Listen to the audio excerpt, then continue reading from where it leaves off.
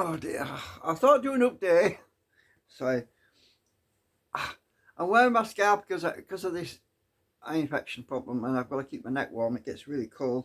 I want to do an update on everything that's been going on the last few weeks. Well, I started out to upgrade my main computer because I wanted to install Linux on the host machine.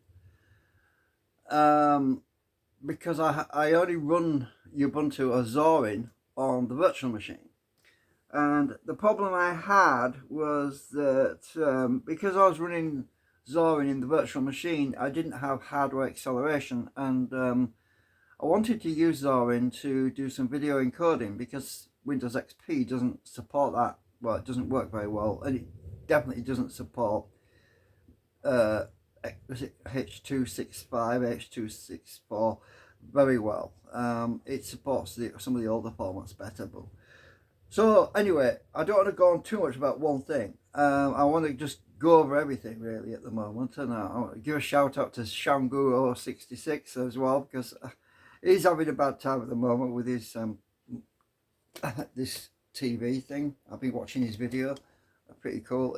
Yeah, so he does a good job. If you haven't seen his channel, go and check him out. He's resurrecting old TVs, and that's the reason I mention it, because I love the old stuff. You know, I love working on old technology, old retro 60s, 70s. I mean, I've got my old reel-to-reel tape recorder, right? Massive, great big thing. It's in the bedroom. You've probably seen it in some of my other videos. I still use that occasionally. I actually adapted it to wiring coils as well. You know, when I was making my coils for my generators, I used the fast forwards and the spin spools to wind some of my coils on. And as I said, I don't want to get into one thing too much, so I still use that, and I love my old technology. I mean, it's the analog age. I just love it.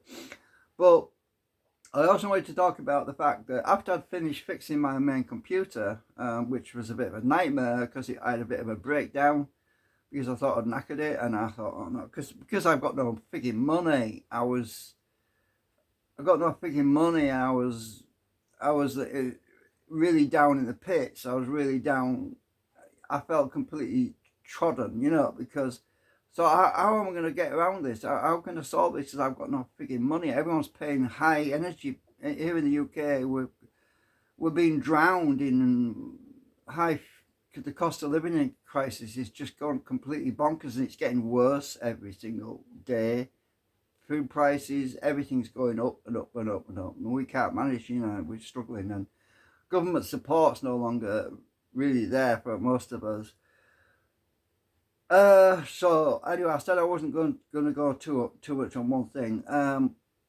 Anyway, after I got the drive caddies where I put the discs in to my machine, I don't know if I can show you on there, but it's got little blue lights on the front. There's two solid state drives in there. Because I put them in, it triggered a hardware changes thing with my Windows XP. So note to self, when you boot into Windows XP, make sure you always have the same drives in there when you do that. To me, that's my note to self, because if I swap the solid state drives out, if I shut down, take a solid state drive out and put a different solid state drive in, every time you boot into Windows, it detects it as new hardware and it flags it, and then eventually you have to reactivate Windows, which is a real pain in the ass. Oh, I did manage to do it, by the way. I did the phone number thing, the 0800 phone number, and I got my activation, so it's good for I don't know how long, but it means I can still use my flight gear, which incidentally I can't reinstall it because it's all defunct now. I can't use it. There are some, I've got backups of the installers, but I can't remember which installers I put on which partition and all. It's got messy. So basically, I need to use my flight gear occasionally, and it's open source. It's GPL, general public licensing, open source software, And because it's defunct and it's moved on from CVS to Git, I can't actually just go online and download a new copy of it, because a lot of the files that are in there, they're not compatible. It's hard to explain it all, it's really complicated, but I had to have my XP working 32-bit system, because Flight Gear that I've got on there, the CVS version, will not work on a 64-bit system. It will not. I've tried it, believe me. I've tried it on Windows XP 64-bit. I've also tried it on Windows 7. It won't work. So it just, yeah, all sorts of problems. Just doesn't want to work. Anyway, so after I'd sorted out the main computer, and after I made the note to myself not to reboot with different solid-state drives in there, because it will flag my hardware changes problem with Windows XP again, after I made all that notes, I ended up with a print server problem on the bedroom computer. I went to print out some new cards to give to people with my YouTube channel on, right? And the flipping thing froze up on me. And after doing a look, well, some of those videos aren't due to go live anyway for a few days, but you'll see them in the next couple of days. There's a video I did in the bedroom to do with the machine. So basically, it was this. I can't see without my glasses, but I took them off because they irritate me after a while. The cold rims on my face, I don't like cold rims. This drive had failed, right?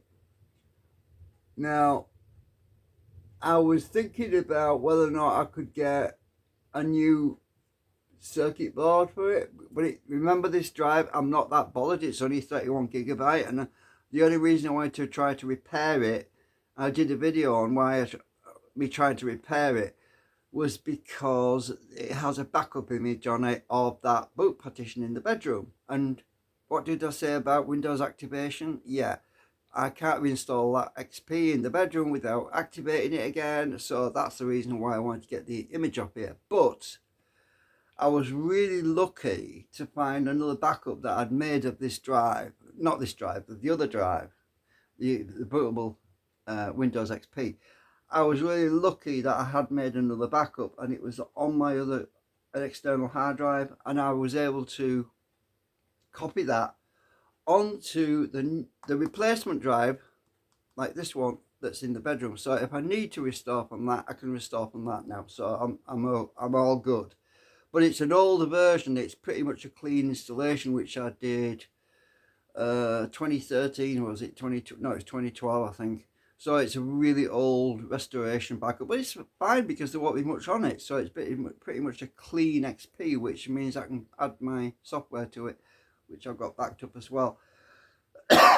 So I was thinking, is it possible though that I could get a new PCB for this drive? Because I think it's the drive board, the PCB, that's faulty. And a bit of a shock, I went on eBay and I searched for this model number, WD Western Digital Caviar 307AA. That's that number there, right? I did a search, and what shocked me was the fact that they're still selling these freaking things brand new. This is 1999, right? And there was one on eBay dated 2000, the year 2000, the Millennium Bug year, that year. And I couldn't believe it, but the freaking price was like 80 quid. I thought, 80 quid for a freaking 31 gigabyte drive? Are you kidding me, are you? I was only looking for a circuit board to fix this one, right? So, anyway, I just thought, nah, it's not worth it. You know, I mean, I've got a backup image already, and it would have been nice to have recovered this drive. And I did try to repair it. I put a new diode in there because I thought the diode was bad, but maybe in retrospect it might not have been bad. It might just been that there was an oxidized layer on the solder and that my meter probes weren't connecting properly. And I thought the diode was open circuit when it wasn't, but I don't know really, because after I soldered it, it read okay, and I was thinking, well, sometimes that happens when you do solder components. Sometimes they come back to life But I think whatever's happened to this drive, I think it's either an internal read write, it's either internal read write head that's stuck. Maybe there's lubrication that's dried out on it. I don't know, but I've tried warming it up to try to get it to work. It doesn't help at all. It's basically dead. So, but what makes me think it's the circuit board is because when you first power this on, this drive, nothing happens. But if you switch it off and back on again, the drive will start to spin. So it's almost like it's in a sleep state, like, because there's no feature of these drives where you could put them to sleep, where they'd power down and go to sleep, and they'd wait until the operating system sent them a signal to wake them up to start them to spin. So it might be that part of the circuit that's gone bad. I don't know. But to be honest with you, I've had such a crap 2 or 3 weeks with all these problems. I just can't be asked to mess with it anymore. I've just had enough, really. I mean, it's not worth it to me. And there are some second-hand ones on the internet, the same as that, and they're about, well, from sellers who said it's used and it's an old drive, and I might end up buying a used drive that's just as bad as that one. It maybe doesn't work, or it probably fail after a couple of weeks or months or whatever. So I decided not to bother with all that. It's just not worth it. So anyway, where I'm at the moment is I've been doing some video encoding and I'm trying to get it on the internet. I think I've got another video I've got to upload maybe later tonight when the internet's decent, because the internet is absolute garbage right now. It's terrible. So I'm going to wait until, well, it's about midnight more or less right now. So I'm going to wait until about 3 o'clock in the morning before I upload the other video, because that's when the internet seems to work best. And luckily I woke up late, so I'm not that tired. Anyway, that's where we're at. I think I covered everything really, as far as updates and stuff. I don't know what else. Anyway, I'll just pause and have a think. Yeah, I don't think there's anything else. I'll just have a bit of a think. Well, the good news is the print server in the bedroom's working fine now. Occasionally when I want to print, I only start that machine up probably every 3 or 4 months in the bedroom when I want to use the laser printer. So basically I do all the stuff over here in this room. Then I sent the printer, the print file of my YouTube advertisement cards. I send them over the Wi-Fi to the Wi-Fi in the bedroom to the old clunky machine, which doesn't even support MME. It doesn't have that MME graphics feature, so there's a lot of software you can't install on that old machine. It's just, you can't install it basically. There's some antivirus programs you can't even install on the damn thing. I tried to install Avast, it wouldn't even that won't install on that old machine. That's how old it is. But at least I can use it for printing out my cards.